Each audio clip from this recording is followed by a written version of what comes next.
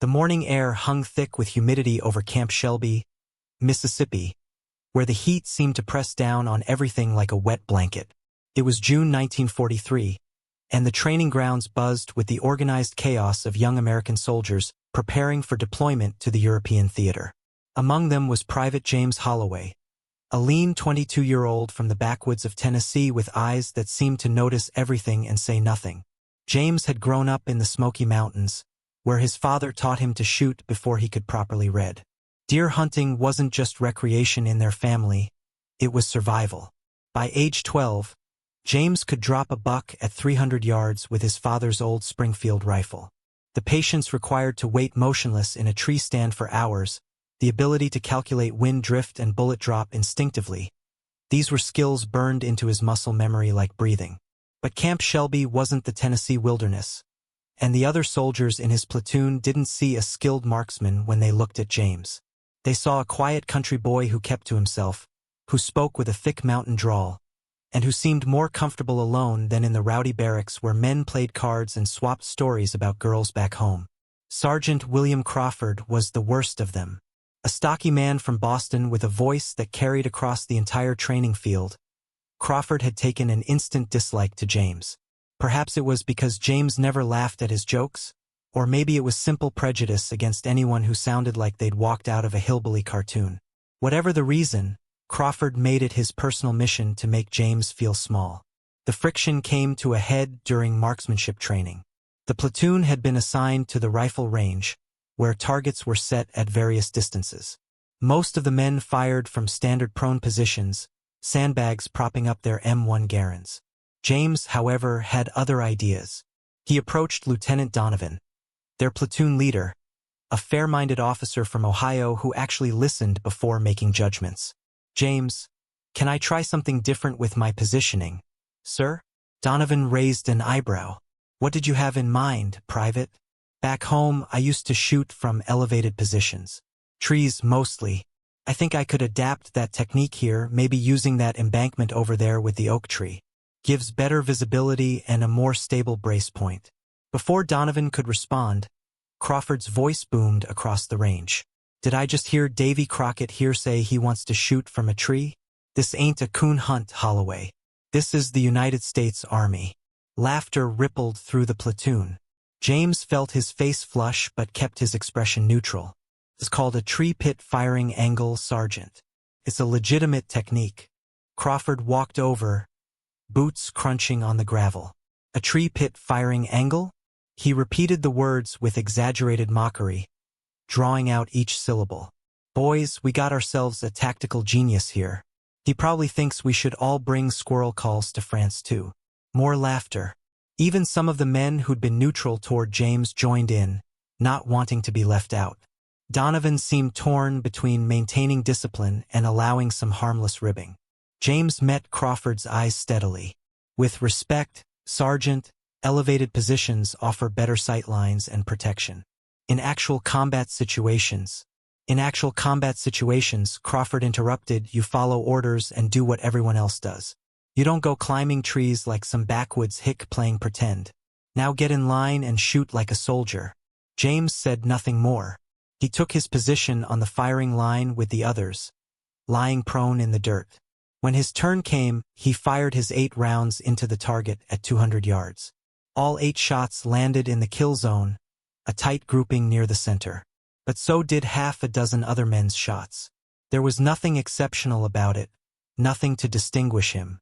That night in the barracks, the mockery continued. Crawford regaled everyone with his impression of James's tree pit firing angle, pretending to climb an invisible tree while making monkey noises. The other men howled with laughter. Even Private Tommy Chun, who'd been friendly with James before, couldn't help but grin. James lay on his bunk, hands behind his head, staring at the ceiling. He didn't respond to the jokes, didn't defend himself. He simply waited. He knew something they didn't. Real combat wasn't like a training range where everyone had the same shot at the same distance. Real combat was chaos, confusion, and split-second opportunities. And when that moment came, the man who could see what others couldn't, who could take a shot from an angle nobody expected, that man would be the difference between victory and a body bag. But for now he remained silent. The mountains had taught him patience. And patience, he knew, always outlasted pride. 3 weeks later, the ridicule had only intensified. Crawford made sure of it. Every morning during drills, he found new ways to mock James. During bayonet training, he shouted, "Holloway, you gonna climb a tree and stab the Germans from up there?" When they practiced field maneuvers, he assigned James to the most grueling positions, always with a comment about how country boys were used to hard work. The worst moment came during a tactical exercise. Lieutenant Donovan had set up a mock village scenario where the platoon had to clear buildings and identify enemy positions. James noticed something the others missed: a water tower on the edge of the training area that offered a perfect vantage point over the entire mock battlefield. He approached Donovan again. "Sir, if I could position myself up in that tower, I could provide overwatch for the entire squad.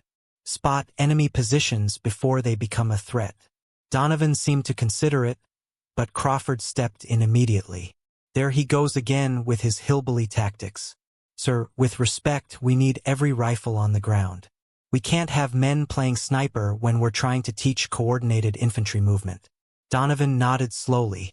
"Crawford's right, Holloway. Stay with your squad." James felt something crack inside him. Not anger exactly, but a deep frustration. He wasn't trying to showboat or avoid danger. He was trying to use skills that could save lives. But nobody wanted to listen. They'd already decided who he was: the backwards mountain boy who didn't understand real soldiering.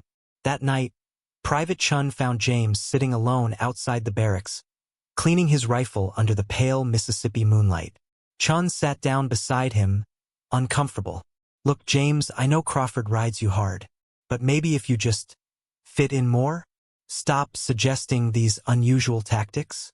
It would make things easier." James continued running the cleaning rod through the barrel. "You think I should pretend I don't know what I know? Pretend I can't see angles that could save our lives?" Chun shifted awkwardly. "I'm just saying, in the army you gotta be part of the team. You can't always be the different guy." James looked at him directly. Back home, there was this old hunter named Ezekiel. Everyone thought he was crazy because he tracked deer differently than everyone else. Used to read the moss patterns, the way branches broke. Other hunters mocked him constantly. But every winter, Ezekiel's family ate, and plenty of others went hungry. Chun frowned. "What's your point?" "My point is that being right doesn't make you popular. But when winter comes, when things get desperate, people stop laughing real quick. They come knocking on Ezekiel's door." 2 days later, the orders came. The platoon was shipping out to England within the week. Final preparations began immediately. Crawford gathered everyone for what he called a reality check speech. "Listen up. Half of you won't make it through your first firefight. You know why? Because you'll freeze, you'll panic, or you'll do something stupid. The only way you survive is by sticking together and following orders. No heroes, no special tactics, no tree pit firing angles." His eyes locked on James during that last phrase. The message was clear. England was cold and gray, everything the opposite of Mississippi. The platoon was stationed near Southampton, undergoing final preparations before the cross-channel invasion. The tension was palpable. These weren't training exercises anymore. Real bullets, real death, real consequences. During a briefing in early July, Lieutenant Donovan spread a map across the table. Intelligence reports indicated heavy German presence in the Norman hedgerows, particularly around a village called Saint-Come-du-Mont. The terrain was brutal. Dense vegetation, narrow lanes, endless places for enemy soldiers to hide and ambush. "We'll be moving through bocage country," Donovan explained. "Every field is surrounded by these ancient hedgerows, some of them 10 feet tall and thick as walls. Visibility will be maybe 20 yards at best. It's going to be slow, dangerous work." James studied the map intently. His mind was already calculating angles, considering how the elevated earthen banks that supported the hedgerows might provide shooting positions. But he kept quiet. There was no point in speaking up anymore. The invasion came on June 6th. James waded through the surf at Utah Beach, bullets snapping through the air, men falling around him. But his squad made it through. Crawford too, screaming orders, keeping them moving forward. Whatever else James thought about the sergeant, the man didn't lack courage under fire. By mid-June, they were deep in the hedgerows, exactly as Donovan had described. The fighting was brutal and claustrophobic. You couldn't see the enemy until they were almost on top of you. The Germans had turned every intersection into a killing zone. Progress was measured in yards, not miles, and each yard cost blood. On June 18th, everything changed. The platoon was pinned down at a crossroads. A German machine gun nest had them trapped, cutting down anyone who tried to advance. They'd been stuck for 3 hours, ammunition running low, 2 men already wounded. Crawford was furious, shouting into the radio for artillery support that kept getting delayed. Donovan was calculating their options, none of them good. The entire advance was stalled because of one well-positioned machine gun. James had been studying the situation. About 40 yards to their left was one of those hedgerow embankments, taller than the others, with a gnarled oak tree growing from the top. From up there, he calculated he'd have a clear angle down into the German position. Maybe 400 yards total distance, elevated shot, compensating for wind. He crawled over to Donovan. "Sir, I can take that position out." Donovan looked at him, exhausted and desperate. "How?" "Let me use that embankment. The one with the oak. I can get an elevated angle on them." For a moment, nobody spoke. Then Crawford laughed. A harsh, disbelieving sound. "You've got to be kidding me. Now? You want to try your circus act now? If you're rooting for James right now, take a moment and subscribe to the channel. Because what happens next is going to change everything." Donovan stared at James for a long moment, then at the embankment, then back at James. The lieutenant's face was drawn, pale with the weight of command. 2 more men had just been hit trying to flank the position. Time was running out. "Crawford, give him a chance." The sergeant's face went red. "Sir, this is insane. We need coordinated fire and movement, not some hillbilly." "That's an order, Sergeant." James didn't wait for Crawford to argue further. He grabbed his M1, checked his ammunition, and began crawling toward the embankment. Every inch felt exposed. German bullets occasionally cracked overhead, but they were focused on the main group, not on one soldier crawling through the tall grass. Took him 10 minutes to reach the base of the hedgerow. The earthen bank was steep, reinforced by centuries of root growth. He climbed carefully, using the roots as handholds, his rifle slung across his back. Halfway up, a burst of machine gun fire stitched across the top of the embankment, showering him with dirt and leaves. He froze, pressed against the earth, waiting. When the firing shifted back toward his platoon, he continued climbing. At the top, he wedged himself into a natural hollow between 2 thick roots of the oak tree, exactly like the tree stands he'd used back home for deer hunting.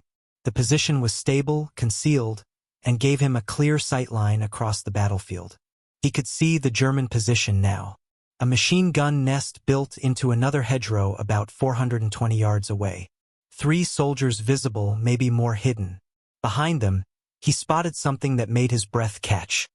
A German officer in a distinct uniform, speaking into a radio. That was the command element. Take him out, and the whole position might collapse. James settled the rifle stock against his shoulder, feeling the familiar weight, the balance. He calculated windage based on the movement of leaves, adjusted for the downward angle, accounted for the M1's ballistics. His breathing slowed, his heartbeat steadied. Everything his father had taught him, every patient hour waiting in the Tennessee mountains, it all came down to this moment. The German officer moved slightly, pointing at something. James exhaled slowly, found the natural pause between heartbeats, and squeezed the trigger. The rifle cracked. 465 yards away, the German officer jerked backward and fell. For a moment, nothing happened. Then confusion rippled through the enemy position. Soldiers looked around frantically, trying to determine where the shot had come from. James worked the M1's action, chambering another round. He fired again, hitting one of the machine gunners. Then again. The German position erupted into chaos. Without their commander, without knowing where death was coming from, they broke. Some retreated, others surrendered. The crossroads was clear. James climbed down from his position as his platoon advanced. When he reached them, Crawford stood there, face unreadable. The silence that followed was heavier than any words. Crawford stood frozen, his mouth partially open as if searching for something to say but finding nothing. The other soldiers stared at James with a mixture of awe and disbelief. Private Chun was the first to break the silence, walking up and clapping James on the shoulder. "That was incredible. I've never seen shooting like that." Lieutenant Donovan approached, his face serious but his eyes showing something different. "Respect." He extended his hand. "Holloway, you just saved this entire platoon. That German officer you dropped was coordinating their defense for this whole sector. Intelligence is going to want to hear about this." James shook his hand, but his gaze drifted to Crawford. The sergeant looked like he'd swallowed something bitter. Finally, Crawford stepped forward. His voice was quiet, stripped of its usual bravado. "I was wrong about you, Holloway. Dead wrong." He paused, struggling with the words. "You tried to tell us, and I shut you down. Made you a joke. If I'd listened earlier, maybe those 2 men who got hit today would still be walking." James met his eyes. "They're alive, Sergeant. Wounded, but alive. That's what matters now." Crawford nodded slowly, then turned to the rest of the platoon. "Listen up. From now on, when Holloway talks tactics, we listen. No more jokes, no more mockery. This man knows what he's doing." Over the following weeks, everything changed. James became the platoon's designated marksman, specifically tasked with taking elevated positions during advances. His tree pit firing angle technique became standard operating procedure for their unit. Other platoons started hearing about it, requesting demonstrations. Word spread up the command chain. A captain from divisional headquarters came to interview James, taking detailed notes about his methods. Within a month, training materials were being updated to include elevated firing positions in hedgerow combat. What had been mocked as hillbilly tactics was now being taught to soldiers across the European theater. But James never gloated, never reminded anyone of how they treated him. He simply did his job with the same quiet competence he'd always shown. Crawford, to his credit, became one of James's strongest advocates, telling anyone who would listen about the shot that saved the platoon. Private Chun approached James one evening as they cleaned their weapons. "You remember what you told me back at Shelby? About that hunter Ezekiel?" James nodded. "You were right. When winter came, when things got desperate, people stopped laughing. I'm sorry I didn't see it sooner." James gave a small smile. "You see it now. That's what counts." The respect James earned wasn't just about the shot, though the legend of the 465-yard kill from an elevated position grew with each retelling. It was about something deeper, the recognition that different didn't mean wrong, that skills forged in the mountains of Tennessee had value on the battlefields of France. September 1945. The war was over. James Holloway stood on the deck of a transport ship heading back to New York, watching the European coastline disappear into the horizon. He wore his uniform with 3 service stripes and a bronze star pinned to his chest, awarded for actions during the Normandy campaign. Crawford stood beside him, smoking a cigarette. The sergeant looked older now, worn down by 2 years of combat, but there was a peace in his eyes that hadn't been there at Camp Shelby. "You heading back to Tennessee, Holloway?" "Yes, sir. My father's getting older. He needs help with the land." Crawford nodded, flicking ash into the wind. "You know, the Army wants you to stay on. They're developing a whole sniper training program based on your techniques. They want you to help run it." James had received the offer 3 times. Each time he'd politely declined. "I appreciate it, Sergeant, but I've done my part. Time to go home." Crawford smiled. Still the same quiet mountain boy. Never wanted glory, never wanted recognition. Just wanted to do what was right. "I wanted people to listen," James corrected gently. "That's all I ever wanted." The ship docked in New York on a crisp October morning. James took a train south, then a bus, then walked the final 8 miles to his family's cabin in the Smoky Mountains. His father was waiting on the porch, exactly where James knew he'd be. They didn't hug. Mountain men didn't do that. But his father's hand gripped his shoulder firm and strong, and his eyes said everything words couldn't. Over the years, James settled back into mountain life. He married a local schoolteacher named Sarah, had 3 children, and taught them all to shoot the way his father had taught him. He rarely spoke about the war, but sometimes veterans from across the country would make the pilgrimage to his cabin, wanting to learn from the man who'd pioneered elevated shooting techniques in combat. In 1958, the Army published a field manual on advanced marksmanship that featured an entire chapter on tree pit firing angles and elevated positions. James's name appeared in the acknowledgments, though few outside military circles knew who he was. Private Chun, who'd become a lawyer in San Francisco, visited once in 1962. They sat on the porch, drinking sweet tea, watching the sun set over the mountains. "Do you ever regret it?"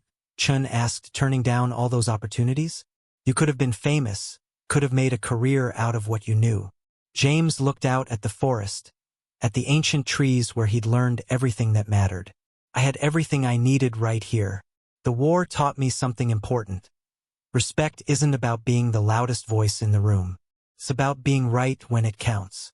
Chun nodded, understanding finally what he hadn't grasped back in 1943. James Holloway died in 1987 at the age of 66, surrounded by family. His funeral was attended by over 300 people, including 2 generals, countless veterans, and a retired sergeant from Boston named William Crawford, who wept openly as he told everyone who would listen about the day a hillbilly from Tennessee taught him what real courage looked like.